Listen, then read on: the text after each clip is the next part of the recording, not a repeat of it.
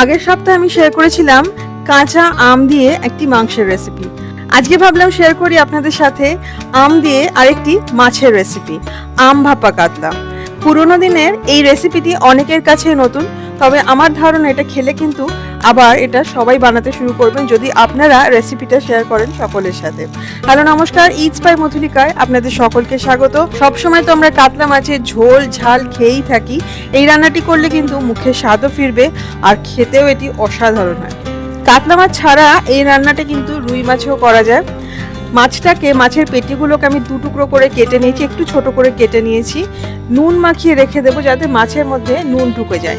এই মাছ কিন্তু আমরা ভাজবো না, কাঁচা মাছই ইউজ করব, সুতরাং নুন মাখিয়ে রেখে দিতে হবে যাতে মাছে আগে থেকেই নুন খানিকটা ঢুকে থাকে।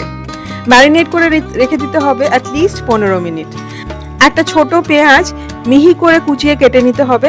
আমার কাছে ছোট পেঁয়াজ ছিল না, সুতরাং আমি এটা মাঝারি সাইজের পেঁয়াজের অর্ধেকটা এইরকম কুচিয়ে কেটে নিচ্ছি। এছাড়া লাগছে রসুন, একটা বেশ মোটা কোয়া রসুন আমি নিয়ে নিয়েছি, সেটিকেই একদম কুচিয়ে কেটে নিতে হবে। যদি এরকম বড় কোয়া রসুন না হয় তাহলে কিন্তু দুটো ছোট কোয়া রসুনও দিতে পারেন। রান্নাটি হবে সর্ষের তেলে। আমি 2 টেবিল চামচ সর্ষের তেল নিয়ে নিচ্ছি কড়াইতে। তেলটা গরম করার দরকার নেই, এর মধ্যে কাঁচা তেলের মধ্যেই দিয়ে দেবো পেঁয়াজ কুচি আর রসুন কুচি। পেঁয়াজ আর রসুনটাকে মাঝারি আঁচে ভাজতে থাকতে হবে যতক্ষণ না পেঁয়াজটা লাল লাল হতে শুরু করে। যতক্ষণ পেঁয়াজ আর রসুনটা ভাজা হচ্ছে ততক্ষণ দুটো মশলা বানিয়ে নিতে হবে। এর জন্য নিয়ে নিয়েছি আমি সর্ষে গুঁড়ো, 2 টেবিল চামচ সর্ষে গুঁড়োর মধ্যে 1 চিমটি নুন দিয়ে আর গরম জল দিয়ে ভালো করে মিশিয়ে রেখে দিতে হবে। এইভাবে 10 মিনিট মতো মিশিয়ে রেখে দিলে এটা কিন্তু একটা ঘন মিশ্রণ তৈরি হয়ে যায়। সর্ষে গুঁড়ো ব্যবহার না করে 1 চা চামচ কালো সর্ষে এবং 1 চা চামচ সাদা সর্ষে সামান্য একটু নুন আর কাঁচা লঙ্কা দিয়ে বেটেও নিতে পারেন। সেই ক্ষেত্রে সর্ষে বাটার মধ্যে 1/4 কাপ জল দিয়ে ছেঁকে নিয়ে যে জলটা বেরোবে সেটা রান্নায় ব্যবহার করতে হবে। একটা মাঝারি সাইজের কাঁচা আম নিয়ে নিয়েছি, অর্ধেকটার বীজটাকে ফেলে চৌকো চৌকো টুকরো করে কেটে নিচ্ছি। যেরকম ইচ্ছা টুকরো করে কেটে নিতে পারেন, কারণ এই আমটা বেটে নিতে হবে। আমের টুকরোগুলোর সাথে 2 থেকে 3টে কাঁচা লঙ্কা বেটে নিতে হবে, একদম মিহি করে, যতটা সম্ভব কম জল দিয়ে, ঠিক এরকম। এবার রান্নাটা ফিরে আসা যাক। এতক্ষণে কিন্তু পেঁয়াজ আর রসুন দুটোই লাল লাল করে ভাজা হয়ে গেছে। খেয়াল রাখবেন রসুনটা যাতে পুড়ে না যায়। খুব সুন্দর একটা গন্ধ বেরোবে এই সময়। দিয়ে দেবো নুন স্বাদ মতো। আমি এখানে 1 চা চামচ নুন দিয়েছি, শুকনো লঙ্কার গুঁড়ো দিয়ে দিলাম 1 চা চামচ আর 1/2 চা চামচ হলুদ দিয়ে দিলাম। ভালো করে মিশিয়ে ভেজে নিতে হবে 1 মিনিট মতো, একদম কম আঁচে। এরপরে এর মধ্যে দিয়ে দিতে হবে কাঁচা আম বাটাটা, কাঁচা আম আর কাঁচা লঙ্কা বাটা। ভালো করে মিশিয়ে এটাও ভেজে নিতে হবে 1 মিনিট মতো, একদম কম আছে। খুব সুন্দর একটা আমের গন্ধ বেরোতে থাকবে, মশলার খুব সুন্দর একটা গন্ধ বেরোতে থাকবে। 1 মিনিট পরে গ্যাসটা বন্ধ করে দিতে হবে, এবার ফ্লেমটা বন্ধ করে দিতে হবে। চিনি দিয়ে দিতে হবে 1.5 থেকে 2 টেবিল চামচ। কাঁচা আমটা কতটা টক তার উপরে কিন্তু ডিপেন্ড করছে চিনি কতটা ইউজ করবে, সুতরাং স্বাদ মতো চিনি দিয়ে দিতে হবে। আর দিয়ে দিতে হবে সর্ষে বাটা। ভালো করে মিশিয়ে নিতে হবে। গ্যাসের ফ্লেম কিন্তু এখনো বন্ধ আছে।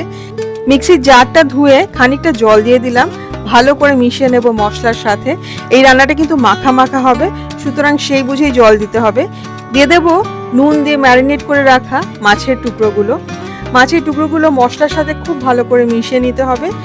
উপর দিয়ে ছড়িয়ে দিতে হবে 1 চা চামচ, 1 থেকে 2 চা চামচ সর্ষের তেল আর 2 থেকে 3টে কাঁচা লঙ্কা। কড়াইটা ধরে নেড়ে তেলটাকে মিশিয়ে নিতে হবে মশলার সাথে যাতে তেলটা খানিকটা ছড়িয়ে যায়। এইবারে গ্যাসের ফ্লেমটা অন করে ঢেকে রান্না করতে হবে 2 মিনিট। রান্নার সমস্ত উপকরণ এবং আরও কিছু মাছের রেসিপির লিঙ্ক শেয়ার করা থাকবে রান্নার নিচে ডেসক্রিপশন বক্সে। লিঙ্কে ক্লিক করলেই রেসিপিগুলো দেখা যায়। দেখে যদি ভালো লাগে অবশ্যই ট্রাই করবেন। যদি পছন্দ হয় তাহলে প্লিজ লাইক করবেন ও শেয়ার করবেন অ্যাটলিস্ট 5 জনের সাথে। 2 মিনিট বাদে মাছের টুকরোগুলোকে উল্টে নিয়ে রান্না করতে হবে ঢাকা দিয়ে আরও 2 মিনিট।